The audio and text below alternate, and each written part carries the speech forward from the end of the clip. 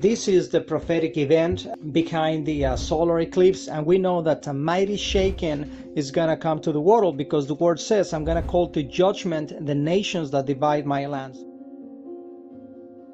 Well, most of the world is going insane about what's happening with the eclipse, and there is so much paranoia and so much speculation and new age groups and all sorts of experts all over the place causing confusion.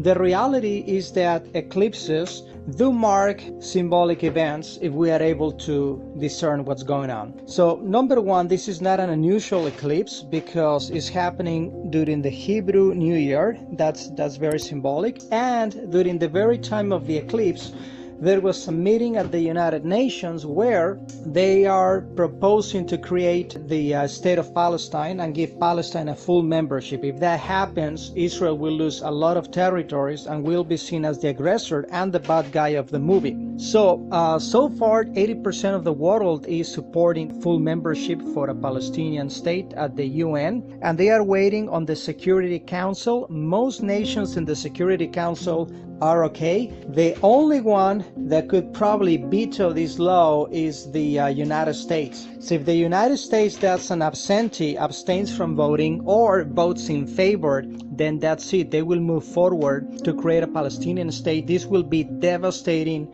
for Israel. So this is the prophetic event behind the solar eclipse, and we know that a mighty shaking is going to come to the world, because the word says, I'm going to call to judgment the nations that divide my land. So recently also at the United Nations, just a few days ago, they were trying to pass a lot of resolutions against Israel, and they were bashing Israel, and there was an earthquake in New York that is very unusual, and it was shaking the United Nations building, and they needed to stop the session. That was a prophetic sign of the Almighty saying, don't mess with the apple of my eye. So Father is displaying his mighty hand, and there's a big shaking coming. So stay tuned for more Messianic news updates. Thank you and shalom.